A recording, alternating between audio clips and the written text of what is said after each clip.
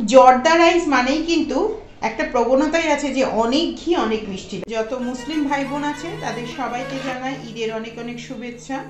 ঈদ উপলক্ষে আজকে বানিয়েছি আমি জর্দা রাইস। জর্দা রাইস একটি প্রসিদ্ধ খাবার, স্পেশালি এটাকে মিঠা চাউল বা মিঠা ভাতও বলা হয়ে থাকে। জর্দা রাইস মানেই কিন্তু একটা প্রবণতাই আছে যে অনেক ঘি অনেক মিষ্টি লাগে। আসলে কি তাই? আসুন দেখে নিই আমি কি করে বানালাম এই সুন্দর পারফেক্ট জর্দা রাইস। নমস্কার, আমি পারমিতা, আপনারা দেখছেন পারমিতার পাক। ঈদের দিনে কিন্তু অনেক আমার যে মুসলিম ভাই বোনেরা আছেন তাদের বাড়িতে কিন্তু এই রান্নাটা হয়েই থাকে। তো আসুন দেখে নিই যে কিভাবে আমি বানালাম আজকের এই জর্দার রেসিপি।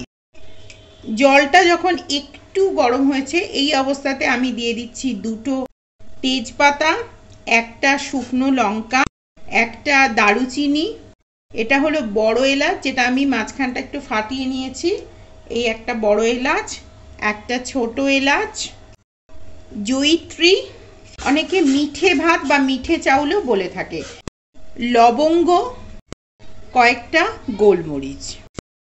জলটা একদম টকবক করে ফুটছে, এই সময় আমি দিয়ে দিচ্ছি একদম প্যাকেটের বাসমতি চাল। সেজন্য আমি কিন্তু আর চালটা আলাদা করে ধুইনি, প্যাকেটের মধ্যে ছিল একদম পরিষ্কার 1 বাটি চাল। এর মধ্যে কিন্তু খাবারটা ব্যালেন্স করার জন্য আমি এর মধ্যে দিয়ে দেব 1 চিমটি লবণ, আর দিচ্ছি 1/2 স্পুনেরও কম একটু ঘি।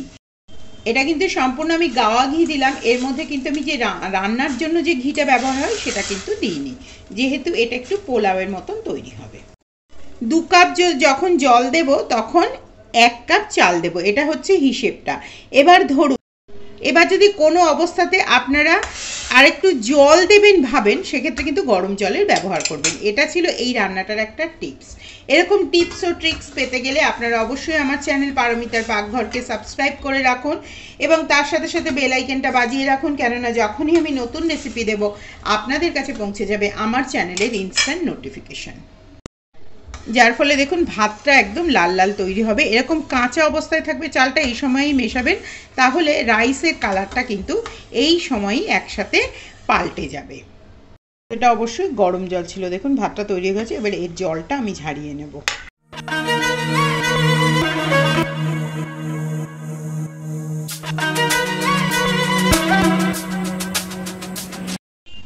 এবারে একটা অন্য প্যানে আমি দিয়ে দিচ্ছি বেশ কিছুটা সাদা ঘি। এখানে অ্যারাউন্ড 2 স্পুন মতন আমি দিলাম, এই যে এই চামচটা 2 চামচ মতন গাওয়া ঘি। এই ঘি এবং তারপরে দিচ্ছি চিনি। এই চিনি এবং ঘিটা আপনারা আপনাদের ইচ্ছে মতন কিন্তু দেবেন। এটাতে মিষ্টি এবং ঘি মানে কতটা খাবেন আপনারা সেই হিসাব করেই দেবেন। যদি অনেক ঘিযুক্ত খান তাহলে অনেকটা ঘি দেবেন, আর যদি কম ঘিযুক্ত খান কম দেবেন। আমি যেহেতু ঘি এবং মিষ্টি দুটোই কম খাবো, সেই কারণে আমি কিন্তু এতটাই ঘি এবং এর সাথে এতটাই কিন্তু চিনি দিলাম। এবারে এটাকে খুব ভালো করে একবার মাখিয়ে নিতে হবে। কিন্তু এটা একটি সুগন্ধি খাবার, সেজন্য আমি এর মধ্যে দিয়ে দিচ্ছি একটু, এই যে দেখুন, কেওড়া ওয়াটার। অ্যারাউন্ড 2 ড্রপসের থেকে একটু বেশি, 3 ড্রপস মতন দিয়ে দিলাম কেওড়া ওয়াটার। দিচ্ছি এবারে রোজ ওয়াটার, দিচ্ছি সামান্য একটু মিঠা আতর।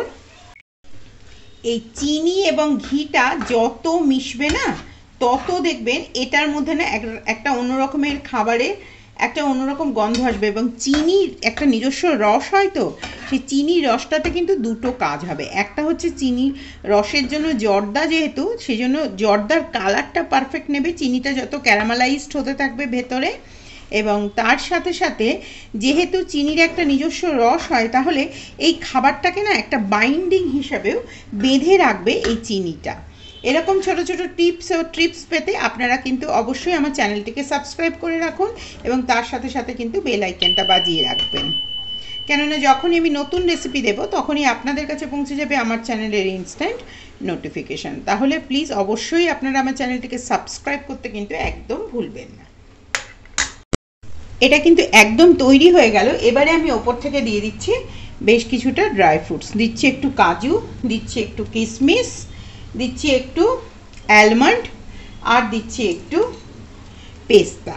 আমি আমার পছন্দের দিলাম, আপনারা আপনাদের পছন্দের মতন কিন্তু ড্রাই ফ্রুটস ব্যবহার করবেন।